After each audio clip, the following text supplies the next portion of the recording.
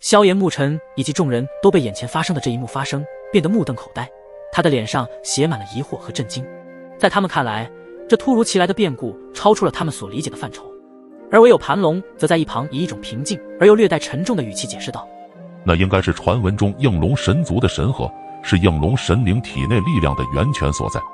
应龙神族，萧炎、沐尘等人先是无比的震惊，因为应龙神族也是7大神族之一。很快他们似乎想到了什么，然后低声恍然大悟道：这么说，刚刚这庞大的生物是应龙神族的神灵？应该错不了，从这枚神核的能量来看，刚刚那生物的真正实力应该至少也是一位造化主神。盘龙点点头，自己的判断应该不会出错。造化主神，如果要不是那生物本身已经身受重伤，还被囚禁此处千万载，恐怕他们怕是会全军覆没了。想起来都感到一阵背后发凉。不过从刚刚庞大生物的语气中得知，应该在这神藏中存在着很久很久，在千万载之前，这神藏中究竟发生了什么事情？众人再次陷入了疑惑之中，虽然不知道答案，但他们隐隐间在千万载之前，这神藏应该发生了一场连他们都无法想象的事情。在众人好奇疑惑间，脚踏虚空的黑神仙灵王嘴角勾起一抹得意的笑容，他的眼神中闪烁着对应龙之力的渴望与占有。虽然自己的先天之力也不逊色于应龙之力，但是多一道神族的力量可不是什么坏事。哈哈哈，应龙神族真是不知道不久后你发现本神将你们的应龙神灵的神核吸收会是什么样的表情。黑神仙灵王作为先天神族万人之上一人之下的存在，实力本就强大，如今应龙神灵的神核又被他轻易地握在手中，吸收其能量，那股神核中的应龙之力似乎与他逐渐的融合一体，他的那股可怕气息也微微发生了变化。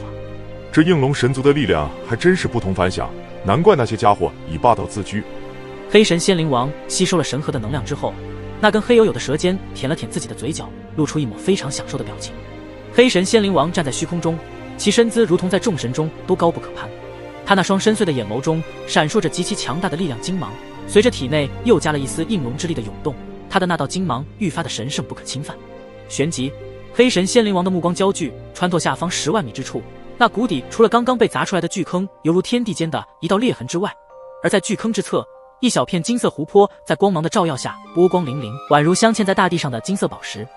湖面轻柔泛动，似乎在低语，将黑神仙灵王与身后的那些先天神灵们的思绪牵引进一片金色的梦幻。本神等历经千万载，终于神藏降临，而在这金色湖泊之中，那个东西就在此处无疑。黑神仙灵王声音深沉，带着不容置疑的自信与坚定，他的话语中充满了对这片金色湖泊之中的期待。数位先天神灵们站在黑神仙灵王身旁，目光同样注视着那一小片的金色湖泊，他的眼中闪烁着与湖面相应的金色光芒。仙灵王大人，您的智慧与力量将引领我们先天神族再次走向最高光的辉煌。他们的轻声附和，语气中满是敬畏。先天大计划能否成功？这一步只许成功，不许失败。黑神仙灵王的语气也变得严肃起来，因为金色湖泊之中的东西乃是他们先天神族一直寻找的关键植物。当然，除了他们之外，其余的神族自然也会虎视眈眈。虽然他们的最终目标都是创世神火的本源，只有将那一物抢先夺得，那么将会彻底的提升夺取创世神火本源的几率。所以这一步对他们也是至关重要的一步，不能出现任何的差错。那些先天神灵们看着黑神仙灵王，脸上流露出无比虔诚的神色。他们都知道，在这金色湖泊之中隐藏着足以颠覆世界的神秘力量，而他们的黑神仙灵王正是这神秘力量的唯一觉醒者。除了他，其余的先天神灵们都无法觉醒那神秘力量，所以他们之所以以黑神仙灵王为他们的王，正是因为他是那神秘力量的觉醒者。在金色湖泊散发出来的光辉中，黑神仙灵王的身影似乎变得更加高大，一股无形的威压自他身上散发开来，就连四周的空气似乎都在这一刻凝固起来。吾筹谋千万载的计划即将实现了，吾将会是登顶整个神界域之巅的最强大存在。此刻他的内心是无比的激动，因为他知道自己已经站在了命运的交汇点，一个决定整个先天神族的未来的关键时刻。黑神仙灵王自信满意，湖泊之中的那股神秘力量只属于他，成为他的力量，进一步巩固他在这先天神族以及整个神界域世界的地位。走吧，我感觉到有其他神族的神灵朝着这边赶来了，我们务必要在他们来之前夺得那神秘力量。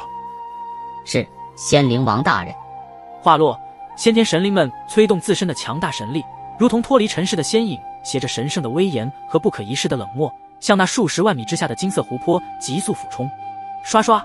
他们的身形快若流星，直逼眼际，引起空气的波动，就连周边的空间都快承受不住它们的存在。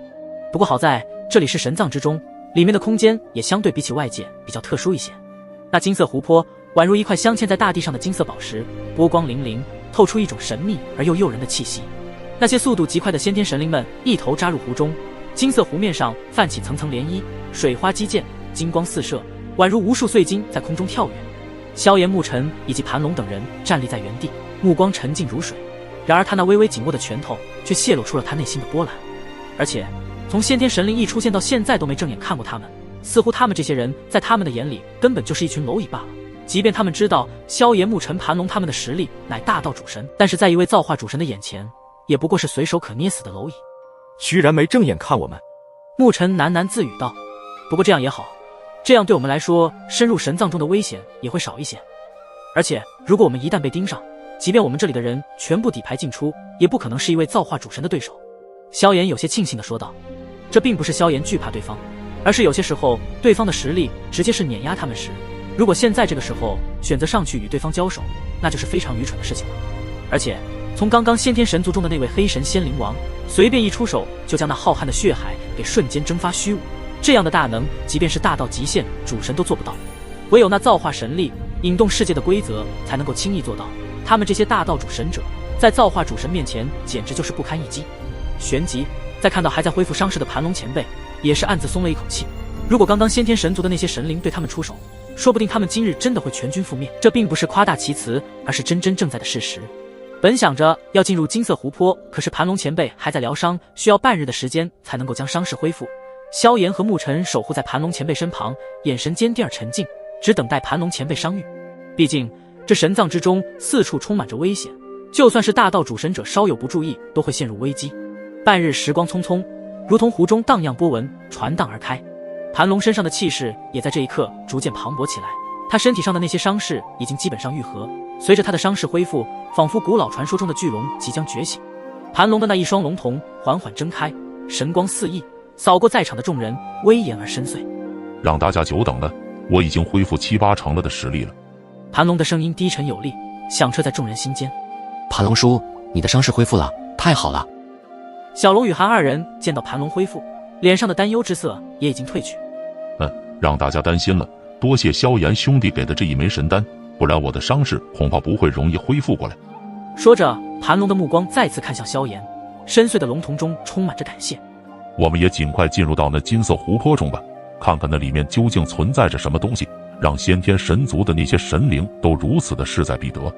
盘龙对这金色湖泊之中的东西感到了十分的好奇，因为能够吸引着神界域的神族之物并不多，而如今瞧得他们刚刚那金色湖泊中的神秘宝物如此充满期待，那就足以证明那是一个极其罕见的强大宝物。众人闻言点点头，因为他们此刻的心情也是与盘一样的。当即他们瞬间动了起来，纷纷朝着那数十万米之下的金色湖泊掠去。他们的身影在阳光下拉长，一闪而过，仿佛是那片湖面上跳跃的金色鱼群，灵动而充满生机。